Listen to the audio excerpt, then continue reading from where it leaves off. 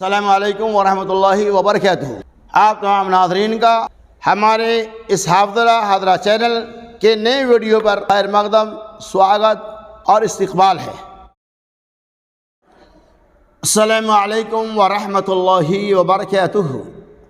الحمدللہ رب العالمین والعاقبۃ للمتقین والصلاۃ والسلام علی اشرف الانبیاء والمرسلین وعلی آلہ وصحبہ اجمعین، اما بعد۔ اعوذ باللہ من الشیطان الرجیم، بسم اللہ الرحمن الرحیم۔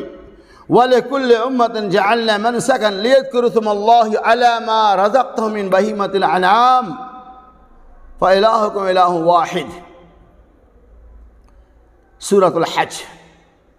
اللہ تبارک و تعالی نے ارشاد فرمایا وَلِكُلِّ أُمَّةٍ جَعَلْنَا مَنْسَكًا، اور ہر ایک امت کے لیے ہم نے قربانی کو نافذ کر دیا۔ ہر امت میں ہم نے قربانی کو رائج کر دیا تاکہ ان جانوروں کے اوپر وہ اللہ تبارک و تعالیٰ کا نام لے۔ جو کچھ اللہ تبارک و تعالیٰ نے جانوروں کی شکل میں انہیں عطا فرمایا، وَلِيَذْكُرُوا اسْمَ اللَّهِ عَلَى مَا رَزَقَهُم، ان تمام جانوروں کے بعد تم اللہ کا نام لو۔ وَإِلَٰهُكُمْ إِلَٰهٌ وَاحِدٌ، اور تمہارا معبود صرف ایک ہے۔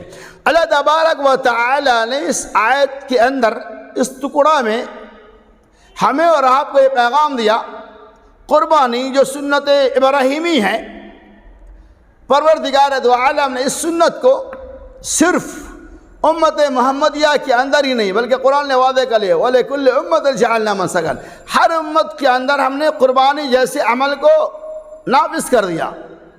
گزشتہ قوموں کے اندر بھی قربانی جیسے عمل موجود تھا، ان کے طریقے الگ تھے، ہمارے طریقے الگ، لیکن قربانی ہر قوم و ملت کے اندر موجود ہے۔ تو قربانی ہم کن جانوروں کو کریں گے؟ ان جانوروں کا تذکرہ بھی اللہ تبارک و تعالی نے سورہ انعام کے اندر بیان کر دیا۔ وَثَمَانِيَةَ أَزْوَاجٍ، کہ 8 طرح کے ایسے جانور ہیں جس کی قربانی جائز۔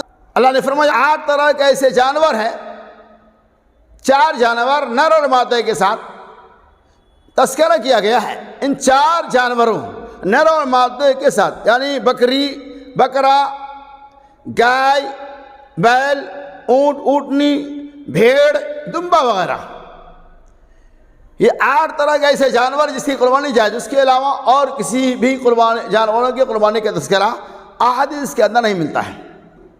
صحابہ کرام کے زمانے میں، اللہ کے رسول صلی اللہ علیہ وسلم کے زمانے میں انہی چوپایوں کی جانوریں، انہی چوپایوں کی قربانیاں دی جا رہی تھی۔ عام طور پر یہ سوال آج ہمارے بھی جاتا ہے کہ بھینس کی قربانی جائز ہے کہ نہیں؟ بھینس تو ایک حلال جانور ہے، ایک چوپائی جانور ان کا شمار ہوتا ہے اور اس کا گوشت حلال ہے۔ اس اعتبار سے ہمارے بھی ایک سوال پیدا ہوتا ہے کہ اس کی قربانی جائز ہے کہ نہیں۔ محترم ناظرین، جہاں تک بھینس کی قربانی کا مسئلہ ہے، پاڑے کی قربانی کا مسئلہ ہے، صحابہ کرام کے زمانے میں، اللہ کے رسول صلی اللہ علیہ وسلم کے زمانے میں اس کی کوئی دلیل نہیں ملتی۔ یعنی آپ نے، آپ کے صحابہ نے بھینسیں یا پاڑے وغیرہ کی قربانی کی ہو، اس کی کوئی دلیل موجود نہیں۔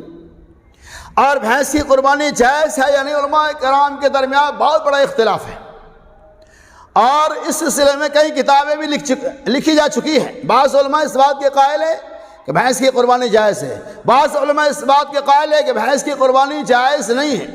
علماء حدیث کے اندر بھی کئی گروہ، بعض لوگ قائل ہیں، بعض لوگ نہیں قائل ہیں، مختلف۔ آج تمام لوگوں کے بعد اپنی اپنی دلیلیں اور براہین ہیں۔ قرآن نے کہا وَبَهِيمَةُ الْأَنْعَامِ، اور ان چوپایوں کو اوپر تم اللہ کا نام لو۔ تو چونکہ بھینس بھی، پاڑا، پاڑی، یہ بھی چوپائے میں شامل ہے، اس اعتبار سے بعض لوگوں نے اس کو جائز قرار دیا ہے۔ میں نے بتایا کہ علماء کے درمیان اختلاف ہے، اور جو کہتے ہیں قربانی جائز ہے بھینس کی، ان کے پاس بھی دلیلیں موجود ہیں، اور جو یہ کہتا ہے کہ بھینس کی قربانی جائز نہیں ہے، ان کے پاس بھی دلیلیں موجود ہیں۔ علامہ شیخ الحدیث عبید اللہ مبارک پوری رحمۃ اللہ علیہ علماء کرام کے فتاوی کو دیکھتے ہوئے انہوں نے اپنی رائے پیش کی ہے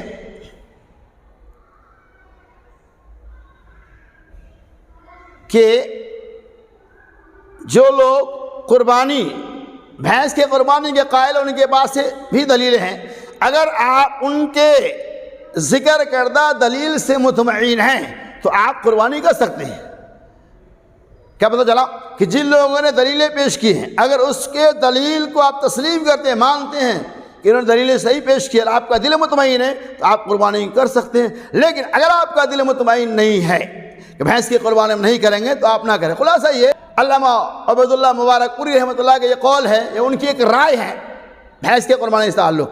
خلاصہ یہ ہے کہ اگر انہوں نے کہا ہے کہ اگر آپ کا دل مطمئن ہے تو آپ بھینس کی قربانی کریں، اور آپ کا دل مطمئن نہیں ہے تو آپ قربانی نہ کریں۔ تبارک و تعالیٰ سے دعا ہے کہ رب العالمین ہمیں اور آپ کو سنت نبویہ کے مطابق قربانی کے جانور کو خرید کر اللہ کی رضا کے لیے اللہ کے نام پہ اسے قربان کرنے کی توفیق رفیق عطا فرمائے۔ آمین۔ وآخر دعوانا ان الحمد للہ رب العالمین۔